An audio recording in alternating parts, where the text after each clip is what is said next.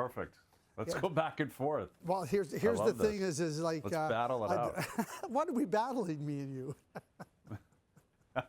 You know, Bryan. I don't know. Bryan, you picked the Americans, and you were right. No. Let's stop right there, okay? And this is what I wanted to say because I said it today, and I've said it a number of times, right?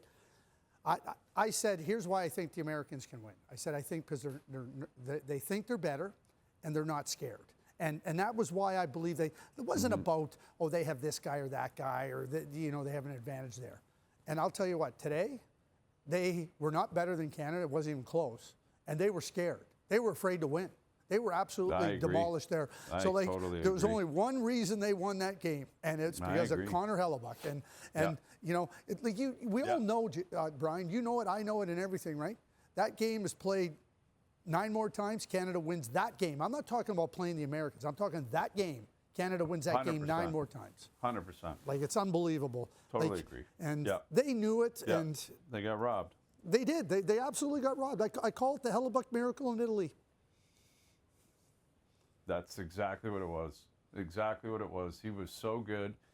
And the thing is, I don't know if they would have, 3-on-3, 4-on-4, 5-on-5, I don't know if they were going to beat him. That's the thing. I don't know if they were going to beat him. Like, he was so dialed in. He was so good. It took a perfect shot to get one goal past them. It took a perfect shot.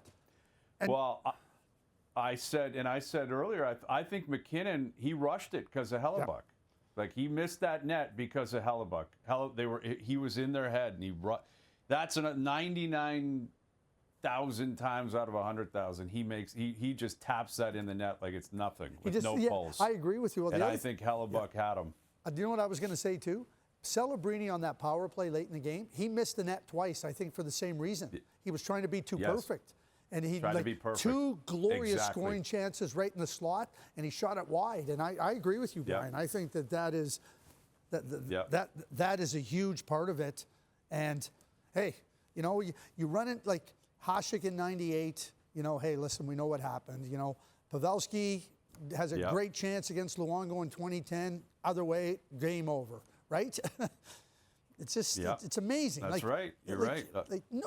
Exactly that. If you're John Cooper and you say, okay, before the game, this is what we got to do, and we're going to do this, and that'll give us the best chance to win. And you get to the end of the game, and you go, check, and we didn't win?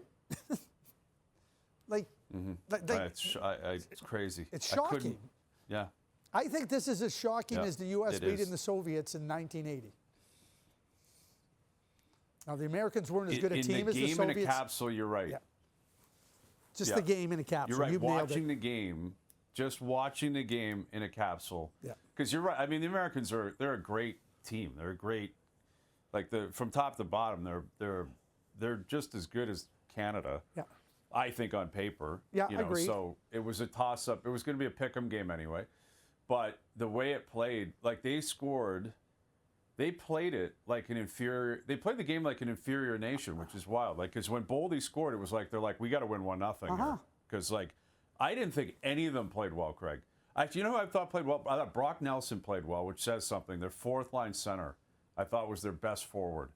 And other than that, I thought Eichel was awful. The Tkachuks were terrible. Oh, I agreed. I couldn't believe how bad. I didn't even notice Brady Tkachuk. I thought he was hurt. I had to look for him in the third. I'm like.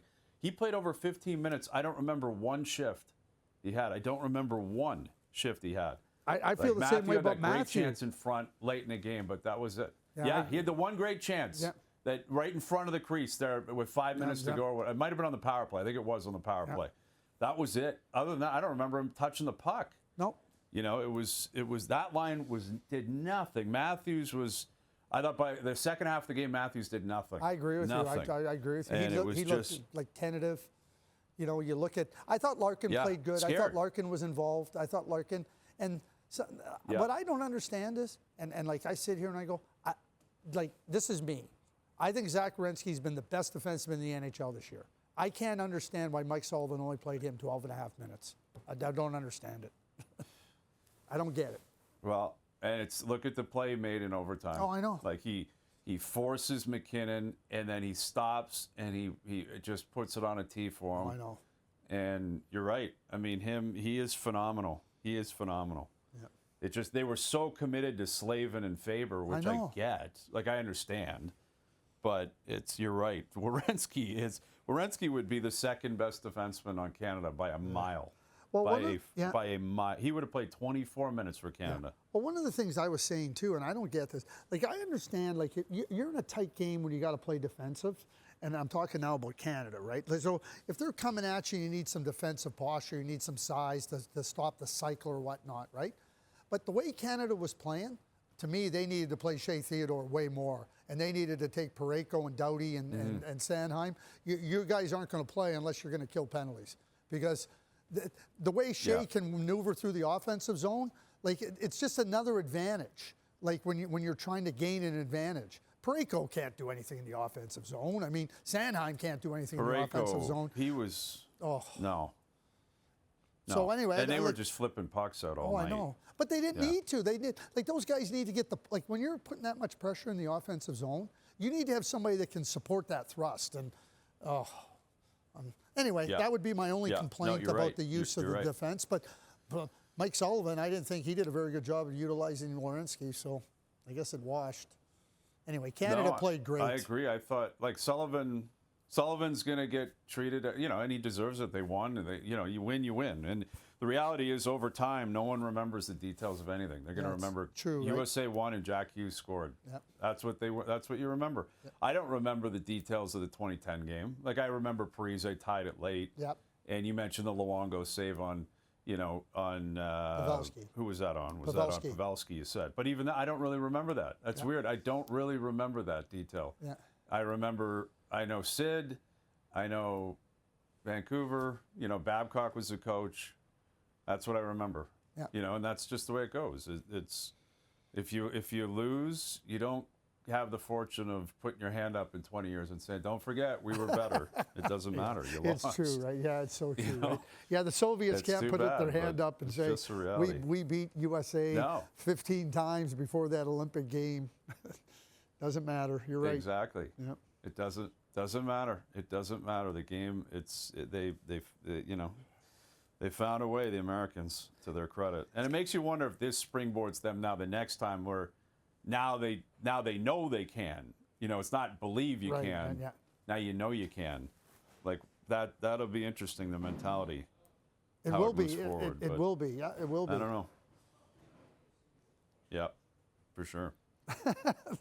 Bryan and I could do a good podcast. There's no question we could. Oh. And we could do all sports too. You throw this out. This will do 100,000 views. Exactly. I'm ready. Jays are already playing Grapefruit League. Yeah, I walked back to the hotel today. 14 or something. I went back into the hotel and the game was up, and I said, "Oh, is that from the?" And I go, "Oh no, that's spring training." Yeah, they're playing. They're already playing. Unbelievable. Like it happens quick. All I know is this. I told Kevin Pratt. I'll finish with this, Bryan. I told Kevin Pratt I got to do the Vancouver-Winnipeg game on Wednesday night. I said, Kevin, the pregame is simply this. All we're doing is talking Hellebuyck. I'm not talking about who could be traded. I'm not talking about any spotlight player on Winnipeg or Vancouver. Just get everything Hellebuyck. And if I'm the Winnipeg Jets, I'm not playing Hellebuyck on Wednesday either in Vancouver. Yeah. No, that's a good point. And you're right. I mean, he's worthy of it. Like, to his credit, man, he's 3 Vezinas, a Hart, and this game, like that. This wasn't like if Binnington did it. Binnington, there's always a different viewpoint on him because how he plays during the regular season. He's got his cup in 19, which is phenomenal. 4 Nations last year, but he's not an all-time great goalie. No. He's not going to the Hall of Fame or anything. But Hellebuyck is legitimately on a 4 or 5 year run here that stacks up with some of the greats ever. That sure does. And he earned it. And what he said after the game was amazing too. Like he's like, I heard all the critics. I know them. Like they all hear him. They all know. They all. Right. It's. I kind of appreciate that. Like it's. They all know what people are saying, and they know they got to own it. He hasn't played well in the playoffs. Doesn't change anything in terms of his playoff history.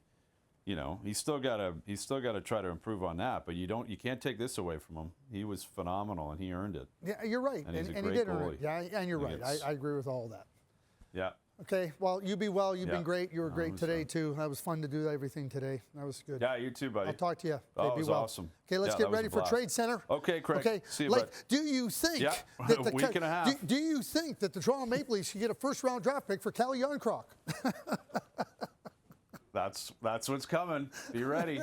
Well, you know what we're going to be doing now. I guarantee it. Lehner's going to call tomorrow and say, "I think we got to do a 2030 Olympic or something's coming on that." I can guarantee. Okay, so it. Brian, they asked me tonight at Sports Center if I could put one together, and they gave me a little rough copy, and I just said I'm passing on that tonight. Yeah. I said I need a lot more time and a lot more thought, because it I jotted down today. Totally. And there's quite a bit of changeover.